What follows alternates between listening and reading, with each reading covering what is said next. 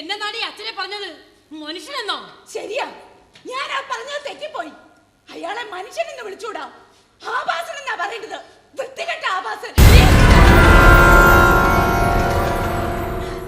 അമ്മയും ഞാനും ഒക്കെ ദൈവത്തെ പോലെ കരുതി ആ മനുഷ്യൻ ചെയ്ത എന്താണെന്ന് നമുക്കറിയോ? എന്നോളം പ്രായമുള്ള ഒരു പെൺകുട്ടിയെ ആ വൃത്തികെട്ട മനുഷ്യൻ.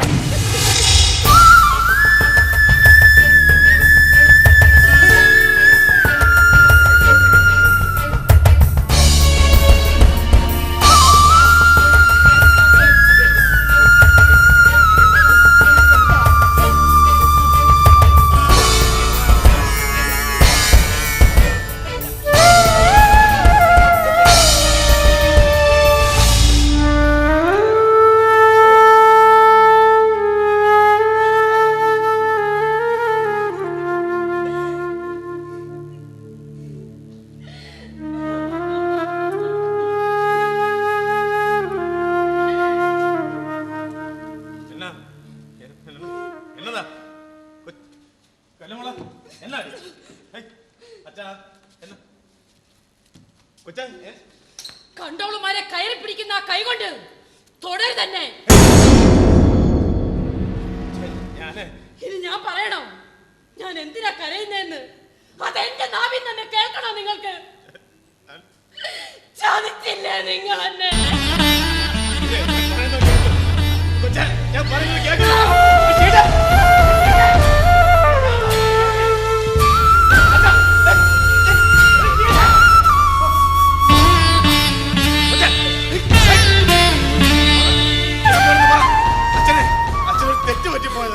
ഇതിനെ തെറ്റെന്നല്ല, തെമ്മാടിത്തന്നാ പറയാ. നിങ്ങളുള്ള ഈ വീട്ടിൽ ഇനി ഞാൻ നിൽക്കത്തില്ല. അത്രയ്ക്ക് പേടിയായിരിക്കും നിങ്ങളെ, അത്രയ്ക്ക് അത്രയ്ക്ക് അറപ്പാ.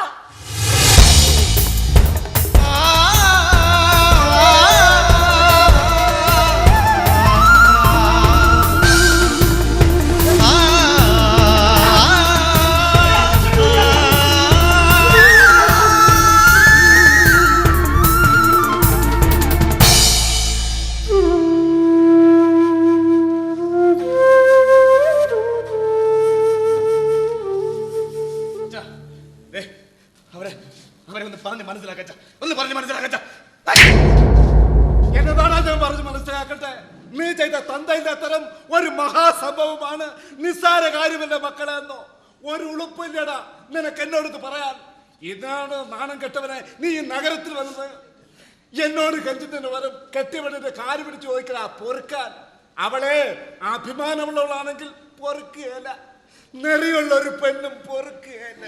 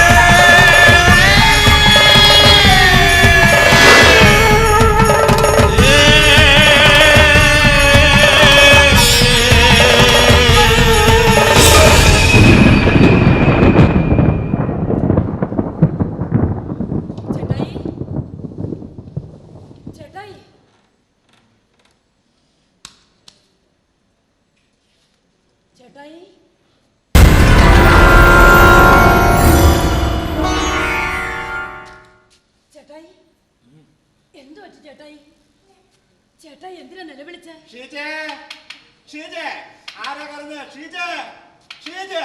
ഒന്നുമില്ല ചേട്ടാ, സ്വപ്നം കണ്ട് പേടിച്ചതാ. കാണുമ്പോ ഇത്തിരി മെനയുള്ള സ്വപ്നം കാണണ്ടേടാ. ഇങ്ങനെ കരയാൻ പാകത്തിലുള്ള സ്വപ്നം കാണണോ? അതെങ്ങനെ ഇവിടെ താമസിക്കുമ്പോ നല്ല വല്ലോ മനസ്സ് വരുവോ? നിന്റെ ആ പനി കുറഞ്ഞില്ലേടാ? എവിടെ ഇല്ല കിണ്ടിയുടെ മൂട്ടി തുടങ്ങുന്ന തണുപ്പല്ലേ? ചിലപ്പോ പനി വിട്ടതായിരിക്കും ഓ, അച്ഛാ. പനി വിട്ടുപോയതിന്റെ തെണ്ണം കൊണ്ട് കരഞ്ഞായിരിക്കും നിന്റെ കെട്ടിയോൻ. പനി പിടിച്ചിരുന്ന പിന്നെ കട തുറക്കാൻ പോട്ടല്ലോ. ഒരാഴ്ചയായി ഈ ഇരിപ്പ് തുടങ്ങിയിട്ട്. എടാ, കച്ചവടത്തിന് താല്പര്യമില്ലെങ്കിൽ പിന്നെ എവിടെയെങ്കിലും കെട്ടിക്കിടക്കണോ? അങ്ങ് പറ്റൂടായോ? ഞാൻ പറഞ്ഞേ ഉള്ളൂ. പുണ്യാന്ന് പ്രാർത്ഥിച്ചു കിടന്നു. വേണ്ടാത്ത സ്വപ്നങ്ങളൊന്നും കാണുകയല്ല.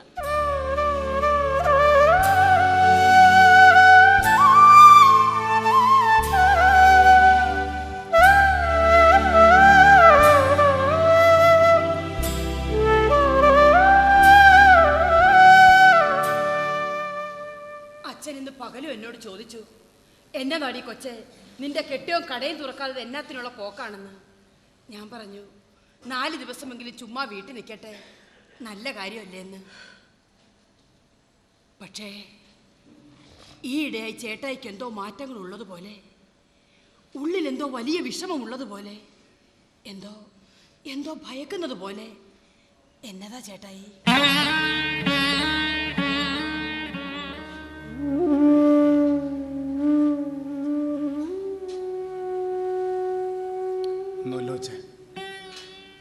ഒന്നുമില്ല. ഏട്ടായി ചിന്തിക്കുക, നമ്മളിങ്ങോട്ട് വരണ്ടായിരുന്നു ലേഡിയോ. നാട്ടിലുള്ള കച്ചവടവും സമ്പാദ്യവും ഒക്കെ മതിയായിരുന്നു ഇല്ലയോ?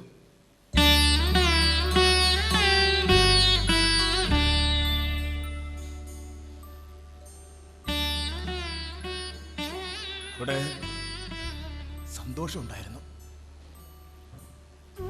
സമാധാനം. ഇപ്പം ചേട്ടായിക്ക് എന്താ ഒരു സമാധാനക്കേട്? എൻ്റെ അല്ല, നിങ്ങളുടെയൊക്കെ സന്തോഷമാണ് ചേട്ടായിക്ക് വലുതേ. അങ്ങനെയാ ഞാൻ എൻ്റെ കുടുംബത്തെ എൻ്റെ ഉള്ളിൽ കൊണ്ട് നടക്കുന്നത്. കൈവെള്ളയ്ക്കുള്ളിൽ ഒരു നിധി പോലെ. അതിനൊന്നും വരാൻ ഞാൻ സമ്മതിക്കുകയല്ല. ചേട്ടാ എന്താ ഇപ്പൊ ഇങ്ങനെയൊക്കെ പറയുന്നേ? ഒന്നുമില്ല.